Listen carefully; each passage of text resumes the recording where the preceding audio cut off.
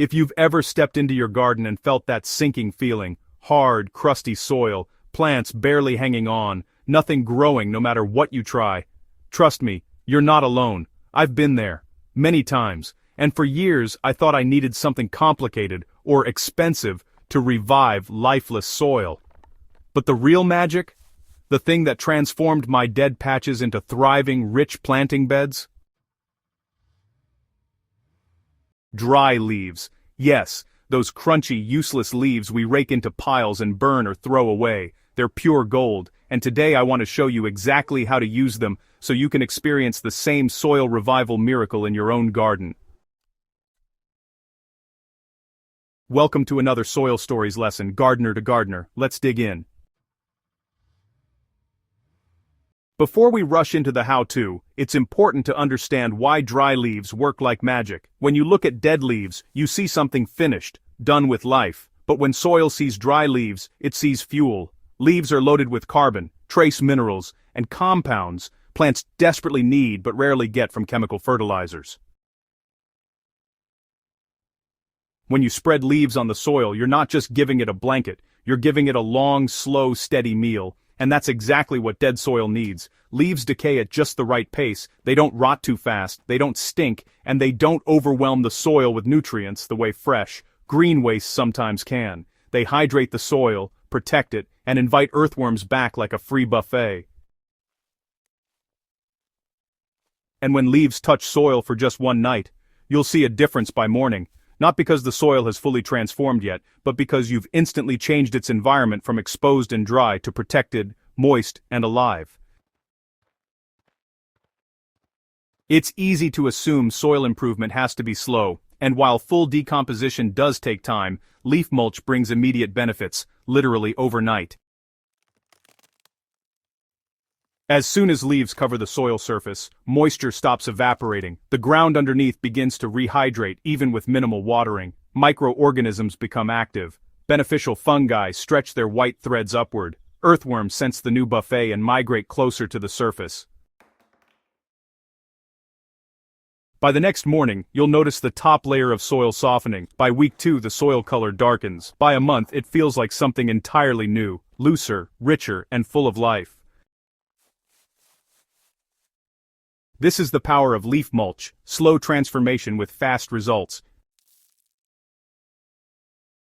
Now let's talk about applying leaf mulch the right way. You know, a lot of gardeners just throw whole leaves onto the soil and hope for the best, and while, yeah, that does help a bit, it's honestly not the fastest or most effective method out there. To really get that overnight effect, you want to use leaves as a mulching material, which means preparing them just a bit so they break down beautifully and feed the soil evenly.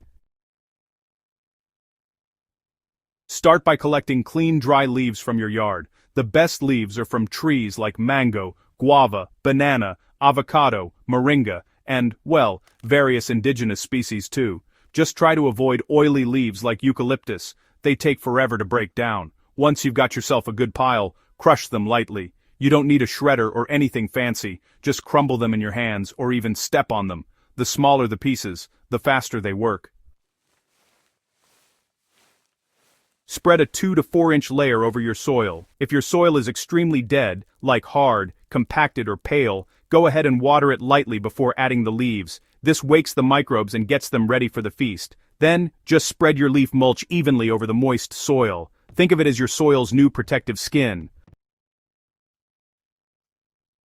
Within just a few hours, moisture will be trapped. Within a day, life begins returning. And within a few weeks, you'll have a soil transformation that, honestly, most gardeners don't believe is possible without expensive amendments. Every gardener dreams of black, fluffy, worm-filled soil, and well, dry leaf mulch is how you get there.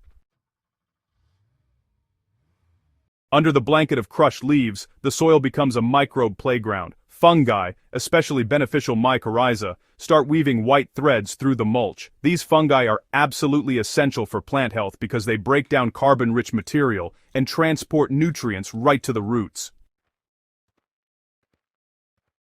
Earthworms follow the fungi. They drag leaf pieces into the soil, digest them, and leave behind worm castings, arguably the best natural fertilizer on Earth. The soil begins to breathe again, air pockets open, water infiltration improves, roots penetrate deeper, and the best part? You barely have to lift a finger. Dry leaves do all the work for you.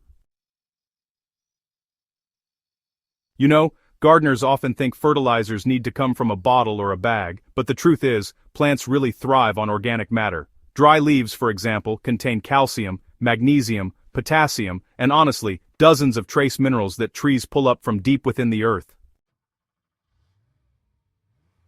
Once those leaves return to the soil, they're kind of like a long-term savings account. Instead of dumping all the nutrients at once, they release slowly, exactly the way nature intended.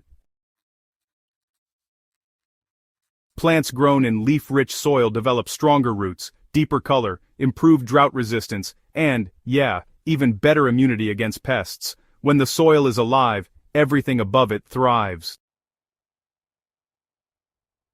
If you've ever wondered why some gardens seem to glow with health, while others struggle no matter how much fertilizer they receive, the answer is usually simple.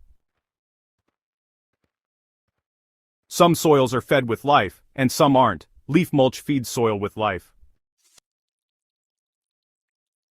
If your soil is so hard that water pools on top instead of sinking in, leaf mulch is the quickest natural fix.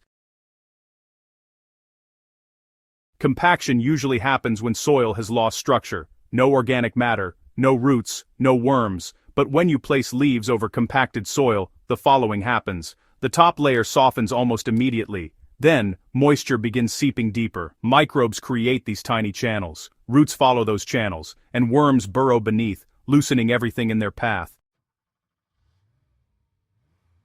This is why, honestly, so many experienced gardeners call leaf mulch nature's tilling. It restores soil structure without you ever touching a hoe.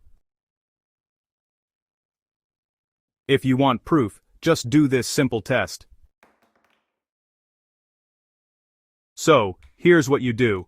Pick a small patch of your worst soil and, take a photo of it. Then, wet it lightly, spread a thick layer of crushed dry leaves on top and just leave it alone until tomorrow. Now check it the next morning. You'll notice the soil underneath is visibly darker and honestly, a lot softer. Sometimes you might even spot tiny wormholes or little fungal threads in there. That's the sign of soil waking up. From there, the transformation only accelerates.